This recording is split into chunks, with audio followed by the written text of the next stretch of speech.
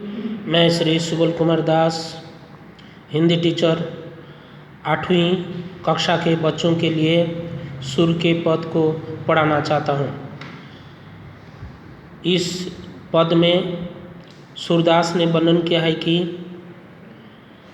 उधो मन न भये 10-20। उद्धव को गोपियाँ शिकायत करती हुई कह रही हैं कि हमारा एक ही मन है जो श्री कृष्ण के पास रह गया है, चला गया है, और हमारे पास मन नहीं है, और 10-20 मन नहीं होता, एक ही मन होता है जो श्री कृष्ण के साथ वो चला गया है।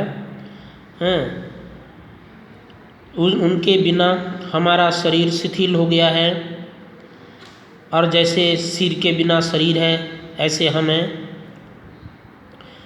जब तक हमारे पास सांस है तब तक हम आशा उनकी आशा में बैठे हैं, और ऐसे ही करोड़ों वर्षों तक हम इंतज़ार कर सकती हैं। तुम तो सखा, उद्धव को कह रही हैं गोपियाँ, तुम तो सखा श्याम सुंदर के श्री कृष्ण तुम सखा हो और योग के देवता तुम हो, तो इसलिए हमें योग संदेश न सुनाकर श्री कृष्ण की मीठी मीठी बातें हमें सुनाइए, क्योंकि वह हमारे ईश्वर है, उनके बिना दुनिया में और कोई नहीं है। इसके बाद विनय का पद। प्रभु मरे अवगुण चित न धरो। हे ईश्वर, हमारे जो बुरे गुण हैं, दुर्गुण हैं, उसे आप मत पकड़िए। आप तो समदर्शी हैं,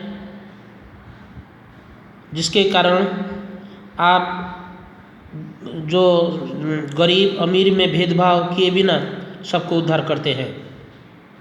जिस प्रकार एक लोहा पूजा में राखत, पूजा घर में एक लोहा रखा जाता है, एक घर बधी के घर में भी एक लोहा रखा जाता है। सो दोनों का दुविधा नहीं जानकर, दोनों में अंतर न करके उस लोहे को सोने में आप बदल देते हैं। इसी प्रकार अमीर गरीब का भेदभाव न करके आप सबको मुक्ति दिलाते हैं। एक नदिया एक नार कहावत। एक नदी का पानी, एक नाली का पानी और एक नदी का पानी एक साथ मिलकर जब गंगा में प्रवाहित होता है तब उसे गंगा का पानी, पवित्र पानी कहा जाता है। जब मिल गए सब एक वर्ण हुए, सब मिलकर एक वर्ण हो जाता है, उसका नाम गंगा पड़ जाता है। और आपका नाम है, आप अपना नाम निराधार मत कीजिए। मैं भी एक ऐसे गुण रहित, दोष वाले व्यक्ति हूँ। आपका प्राण है सबको उद्धार करना, आप मुझे भी उद्धार कीजिए। इसके बाद दूसरे पद में, रे मन मूर्ख जन्म गवाओ। यहाँ कह रहे हैं कि इस संसार के जो लोग हैं ये मूर्ख है, क्योंकि ऐसे मूर्खता से जीवन गंवा देते हैं, क्योंकि संसार में धन दौलत से उसका ज़्यादा प्यार होता है, जिसके कारण ईश्वर का नाम नहीं ले पाते हैं। ईश्वर, संसार जैसे लगता है ये सेमर का फूल है।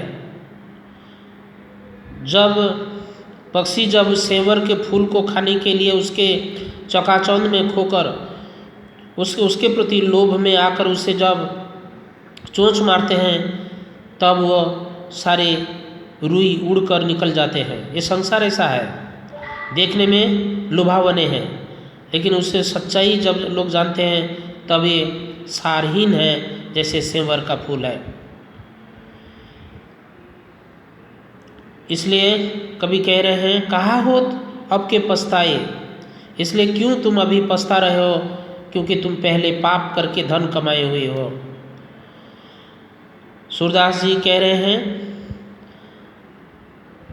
ईश्वर के भजन के बिना हमारा जीवन बेकार है, और ईश्वर के भजन के बिना हम सिर धुन कर पछताने से लाभ क्या होगा। इसलिए हमें ईश्वर का नाम लेना चाहिए। इस कविता के सारे प्रश्न के उत्तर मैंने लिख दिया है, इसलिए आप लोगों के पास मैं भेज रहा हूँ, तो कृपया इसे अच्छी तरह से पढ़ लें।